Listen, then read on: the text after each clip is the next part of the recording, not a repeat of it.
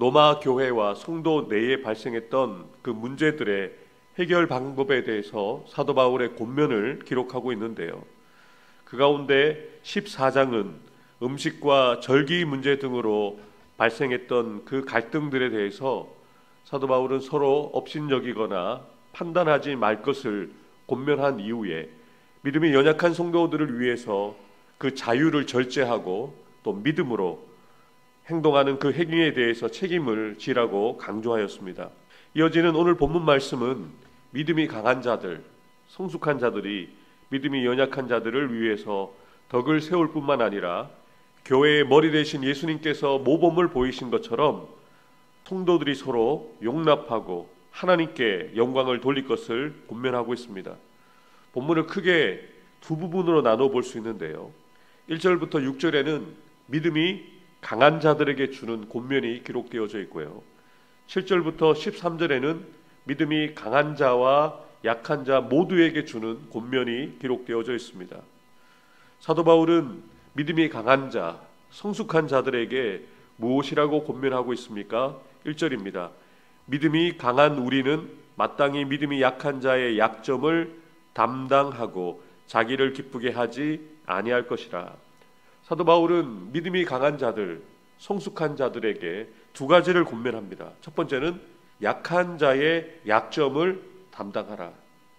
한 공동체 안에서 한 지체들이 되기 때문에 마땅히 믿음이 강한 자들이, 더 아는 자들이, 더 성숙한 자들이 미숙한 자들을 담당하여 그들을 섬기라는 것이죠. 또 후반절에 보면 자기를 기쁘게 하지 아니하고 믿음이 약한 자들을 기쁘게 하라고 권면을 합니다. 그래서 공동체가 온전하게 세워져야 한다는 것이죠. 이것이 바로 하나님께서 기뻐하시는 선을 이루는 것이고 덕을 세우는 것이라는 거죠. 믿음이 강한 자가 약한 자의 부족한 부분들을 채워주고 약한 자의 성장과 성숙을 도와주게 되어지면 교회 공동체가 균형 있게 건강하게 세워질 수 있기 때문입니다. 그렇다면 왜 우리가 믿음이 강한 자들이, 성숙한 자들이 약한 자들을 위해서, 그리고 예수님을 알지 못하는 이웃들을 위해서 그들을 유익하게 하고 그들을 기쁘시게 하는 삶을 살아가야 할까요? 우리 3절 말씀 함께 읽겠습니다. 그리스도께서도 자기를 기쁘게 하지 아니하셨나니 주를 비방하는 자들의 비방이 내게 미쳤나이다 함과 같으니라. 아멘. 바울은 예수님의 예를 듭니다. 예수님께서 얼마나 자기를 기쁘게 하지 않으셨는지를 보여주기 위해서 시편 69편 9절을 인용하고 있는데요. 여기에서 하나님을 향한 비방, 죄인들이 하나님을 향하여 품는 모든 적개심과 미움과 비방을 예수님이 스스로 자발적으로 받으셨다는 것을 강조합니다.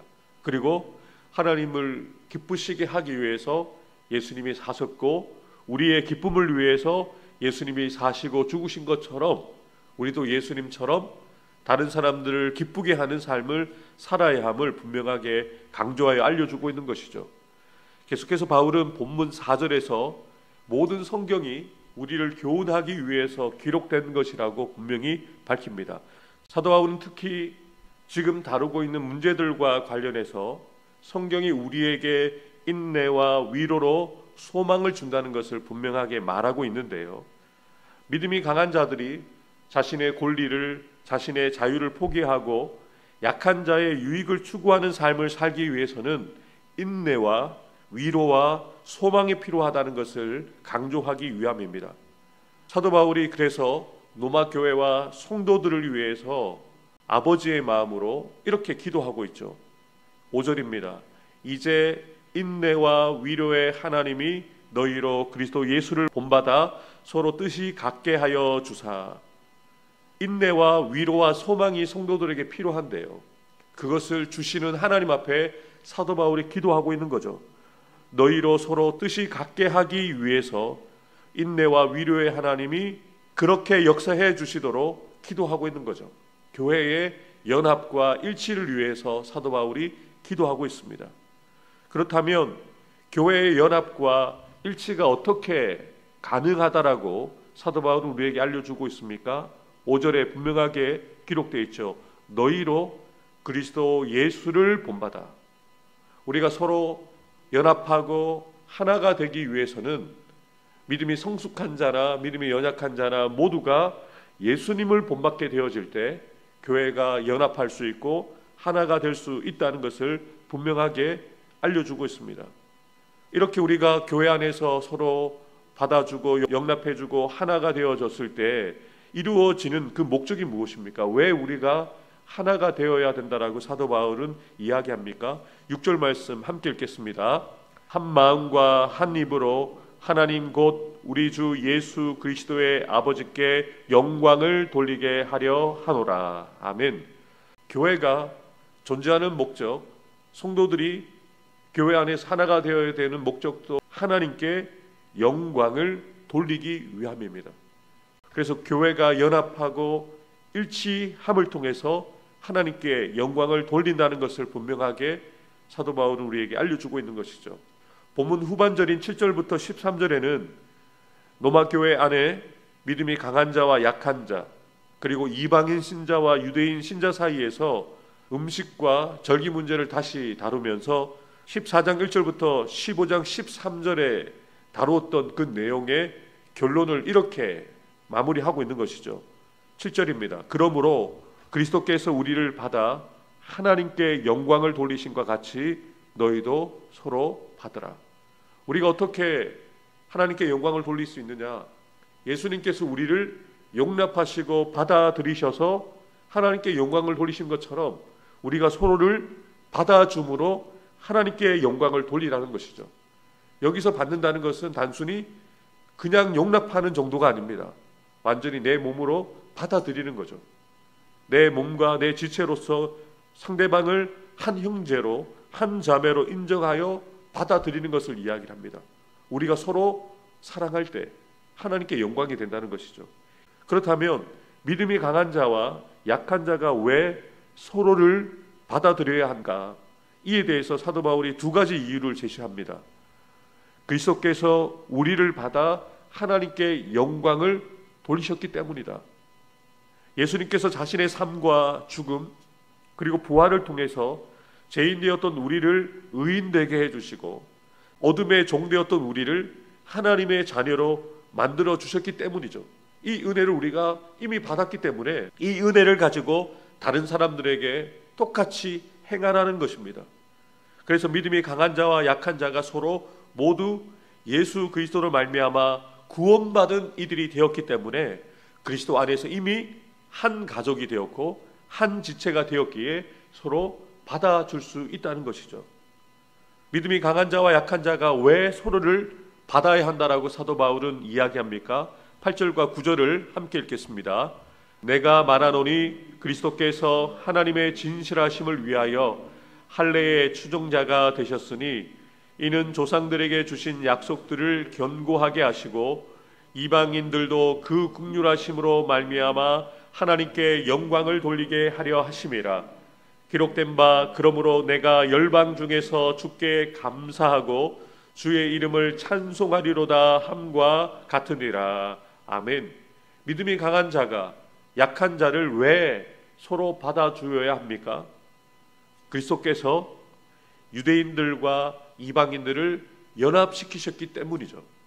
십자가를 통해서 서로 원수되었던 이방인과 유대인들이 하나 되어지는 역사들이 이미 이루어졌기 때문에 우리가 서로를 받아주어야 한다는 겁니다.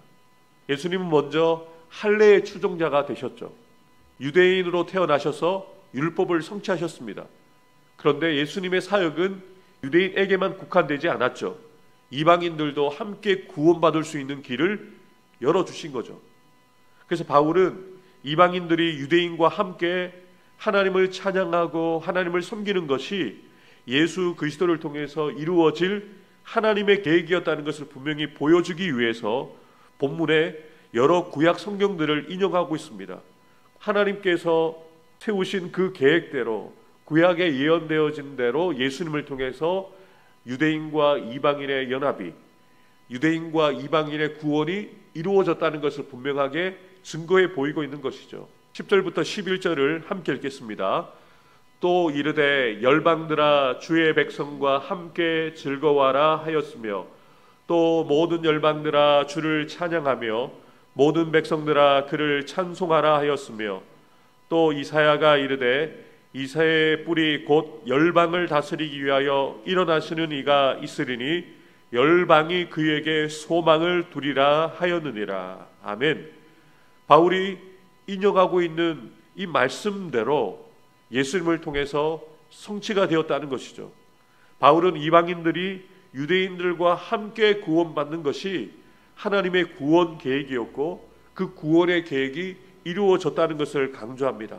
그러면서 바울은 본문 후반부인 7절부터 13절을 다음과 같은 기도로 마무리합니다. 소망의 하나님이 모든 기쁨과 평강을 믿음 안에서 너희에게 충만하게 하사 성령의 능력으로 소망이 넘치게 하시기를 원하노라. 아멘. 바울이 마무리하고 있는 기도에 소망이라는 단어가 2번 반복해서 강조되고 있습니다. 소망의 하나님께서 교회에게 소망을 넘치게 하시기를 기도하고 있는 것이죠. 여러분, 우리가 이 땅을 살아가면서 우리는 소망을 가지고 살아갑니다. 육신은 새하여지고 우리의 육신의 생명이 끝나는 날이 있지만 우리는 분명히 소망합니다. 하나님 나라에 우리가 들어갈 것을 소망하죠. 영생을 누리게 될 것을 소망합니다. 하나님의 나라를 우리가 이 땅에서 누리며 살아갈 수 있는 소망을 우리가 가지고 살아가고 있음을 우리는 고백할 수밖에 없습니다. 이러한 소망이 노마교회 성도들에게, 오늘을 살아가고 있는 저와 여러분들에게 충만하기를 사도 바울은 기도하고 있는 것인데요, 이미 사도 바울은 하나님의 나라가 먹는 것과 마시는 것이 아니라고 이야기했습니다. 성령 안에서 의와 평강과 희락이다라고 이야기했죠. 그래서 이 땅을 살아가는 저와 여러분들이 성령 안에서 의와 평강과 희락을 누리면서 그 의와 평강을 전하는 자들이 되어져야 된다는 것을 사도 바울은 이미 우리에게 이야기를 했는데요, 그런데 이 모든 것들이 우리의 의지만 가지고 되어지지 않는다는 거죠. 그래서 사도 바울은 기도하고 있는 겁니다. 오직 믿음 안에서, 오직 성령 안에서 이 소망을 붙들고 살아갈 수 있다. 오늘을 살아가는 저와 여러분들은 현재 우리의 심령 가운데 이루어진 하나님의 나라의 평화와 기쁨을 누리면서 미래에 이루어질 하나님의 나라를 간절히 기대하며 살아가는 사람들이라는 것이죠. 그래서 오늘도 사도 바울이 기도한 것처럼 소망의 하나님께서 우리에게 기쁨과 평강을 주셔야만 합니다. 또 성령의 능력으로 그 소망이 우리의 심령 가운데 넘쳐야 한다는 것이죠. 우리가 이렇게 기도하기 원합니다. 소망의 하나님께서 우리의 심령 가운데, 우리의 가정 가운데, 우리 교회 가운데, 이 나라 이 민족 가운데 모든 기쁨과 평강이 넘쳐나게 하여 주시고, 또 믿음 안에서 성령의 능력으로 오늘도 그 소망이 넘치는 삶을 살아가게 해달라고 기도하는 저와 여러분들 되기를 주님의 이름으로 축복합니다. 또한 오늘 주신 말씀처럼 예수님께서 우리를 받으심으로 하나님께 영광을 돌리신 것처럼 저와 여러분들이 다른 이들을 받아줌으로 하나님께 영광을 돌리는 삶을 살아가는 저와 여러분들이 되기를 주님의 이름으로 축복합니다. 기도하겠습니다.